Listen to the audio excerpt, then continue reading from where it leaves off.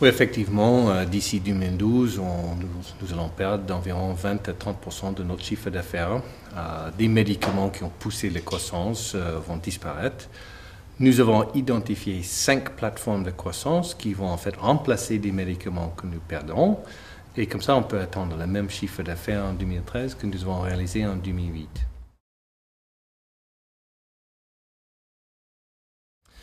Oui, effectivement, chercher pas forcément dans d'autres domaines. Nous sommes dans la santé par rapport simplement aux médicaments. Et du coup, des plateformes de croissance sont des vaccins, la santé grand public, les pays émergents, donc c'est une diversification géographique, le diabète et bien sûr, il y a toujours des nouveaux médicaments. Oui, nous avons créé une équipe d'une cinquantaine de personnes qui ont pour objectif de justement regarder partout au monde. Il y a une explosion dans la connaissance scientifique. Il faut que Sanofi soit présente et peut capter en fait les idées de partout. Mais effectivement, il faut regarder une dizaine de choses avant de faire un partenariat.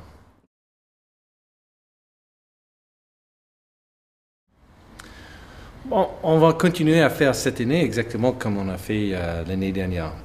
On ne change pas de stratégie régulièrement. Nous sommes maintenant plutôt dans l'exécution. Ce sont des acquisitions de petite et moyenne taille et qui sont liées aux 5 plateformes de croissance. Nous avons effectivement 4 milliards d'euros chaque année après dividendes, qui est une vraie force de l'entreprise, surtout dans une crise économique où le crédit est un peu plus serré. C'est vrai qu'on ne peut pas changer sans faire des changements. Et ça entame de temps en temps des décisions difficiles. Mais ce que nous essayons de faire est garder le même niveau d'emploi dans la production. Et si on réfléchit le chiffre d'affaires qu'on va perdre, ça va être un succès fort, en fait, si on peut garder le même. Mais il faut aussi préparer l'entreprise pour l'avenir. On n'a plus, en fait, des nouveaux médicaments dans la base chimique. Donc, nous faisons des investissements dans la biotechnologie. En France, nous investissons massivement dans les programmes de formation pour rendre capables, en fait, nos équipes de travailler dans la biotechnologie.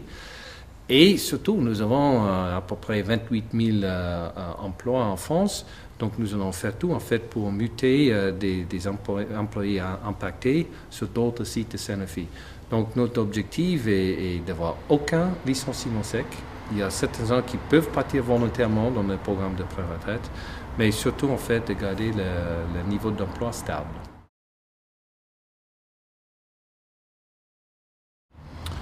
Non, écoutez, on a un bon succès sur le lancement aux États-Unis. Le médicament a été lancé en Allemagne avec beaucoup de succès.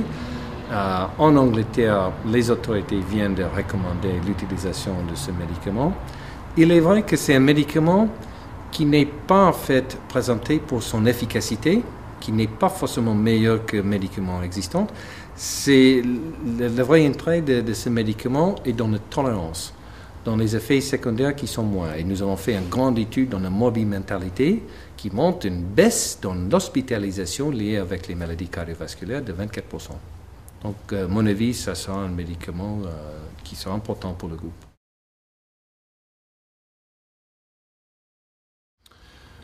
Bon, nous avions en fait une autre politique. On n'a pas accepté des grosses commandes dans certains gros pays. Nous avons essayé de en fait, remplir les besoins de chaque pays pour la population à risque. Du coup, en fait, on n'a pas des grosses commandes dans des pays comme l'Allemagne ou l'Angleterre qui annulent aujourd'hui des commandes. À partir des 2 millions de doses en France, on n'a pas en fait vécu des grosses annulations. Notre objectif est de faire en 2010 à peu près le même volume et le même chiffre d'affaires pour la H1N1 qu'en 2009. Nous sommes en train de remplir cet objectif.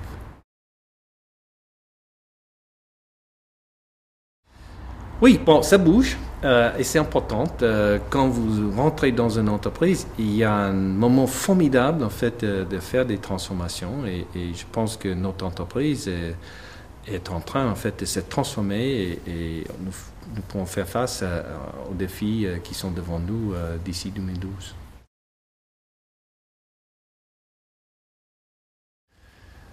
Quand vous avez une grande organisation de 110 000 personnes, normalement dans les programmes de changement, c'est de convaincre le groupe sur la nécessité de changer.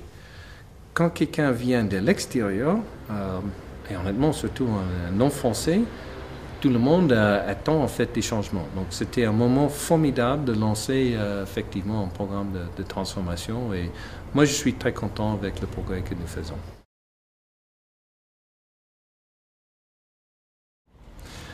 Oui, de faire la santé et pas que le médicament.